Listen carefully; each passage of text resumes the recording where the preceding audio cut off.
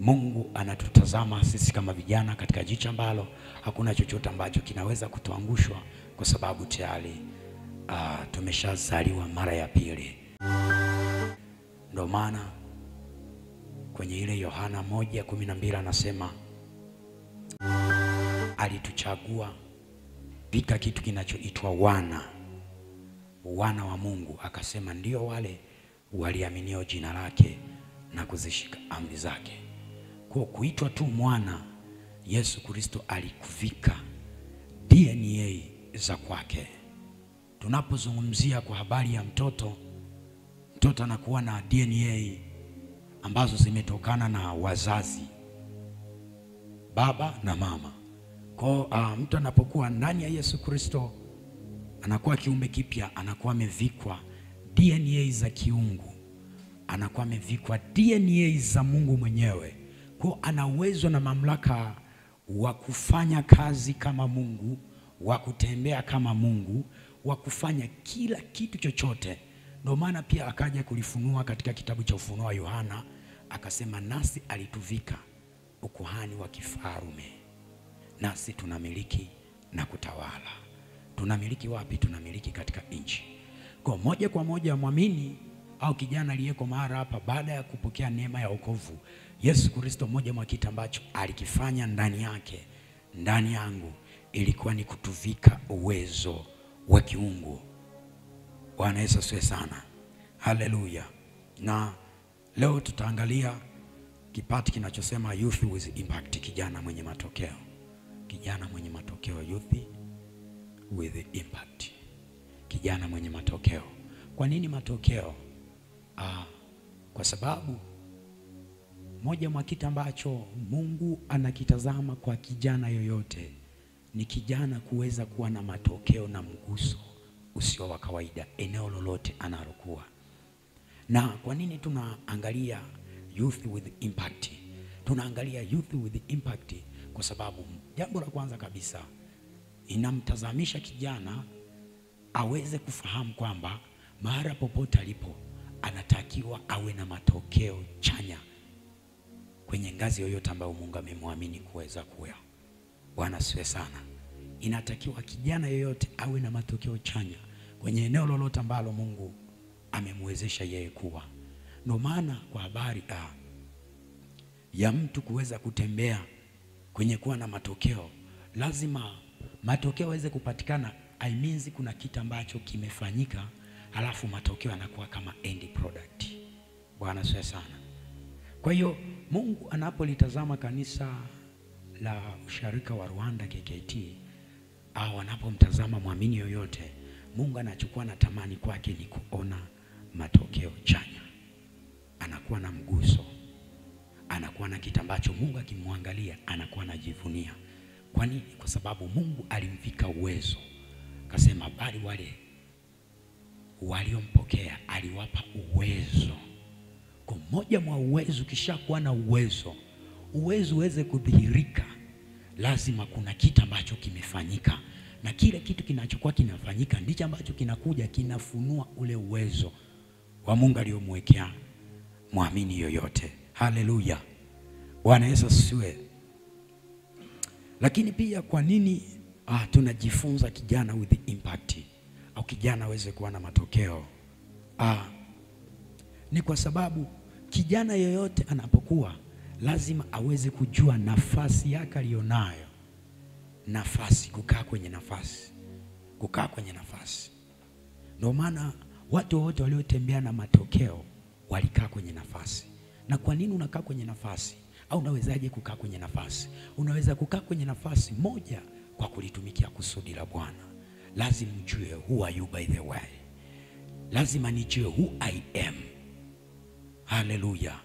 Ninapojua who I am, ninakuwa na uwanda mkubwa sana wa kufanya kile kitu ambacho mimi tayari ninajijua ni nani kwenye ufalme wa Mungu. Ndio maana watu wote waliotembea na matokeo kwenye Biblia wakawa na matokeo, walikuwa ni vijana ambao walipata neema ya kujipata bado ni vijana wadogo.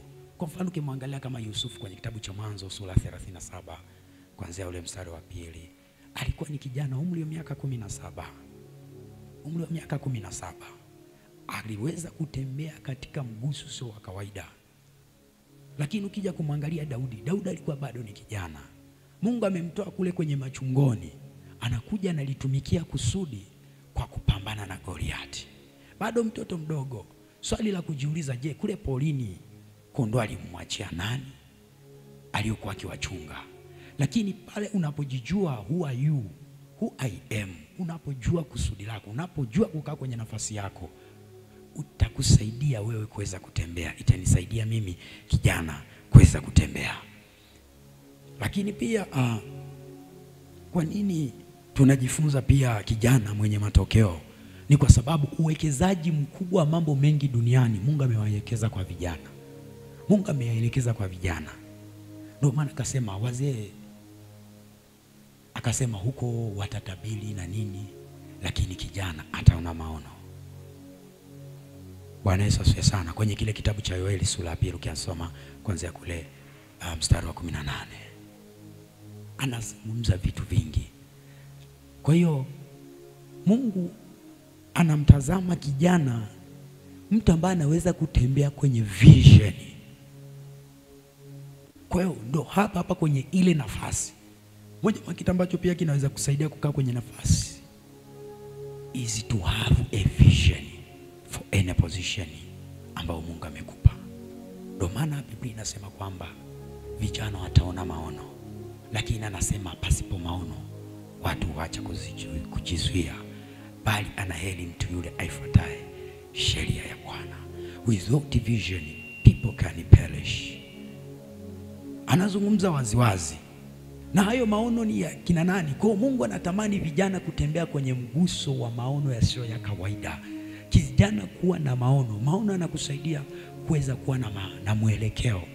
Kumbuka bado tunaangalia kwa nini kijana kuwa na matokeo. Kuwa na matokeo. Kwa nini? Au kwa nini tunajifunza kijana kuweza kuwa na matokeo? Maono. Lakini pia kwa nini Mungu akasema kijana mahala popote lazima atembee na matokeo?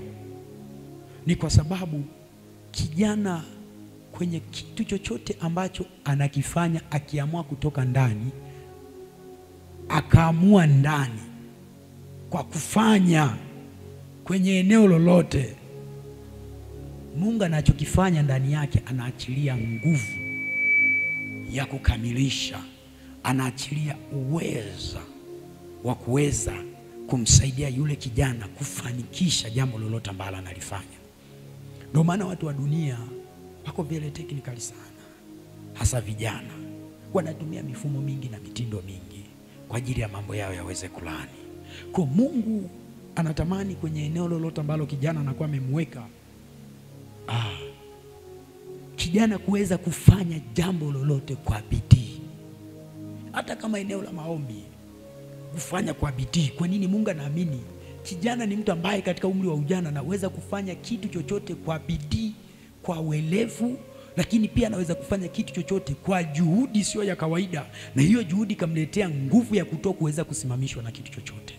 Kwa unapofanya jambo lolote kwa bidii, kwa juhudi, lazima utakuwa na matokeo, hata kama ni la kidunia. Bwana Yesu asifiwe sana. Despite ya mambo sijui mizimu, miungu, ili mradi umesha kuwa kiumbe kipya ndani ya Yesu Kristo. Haleluya.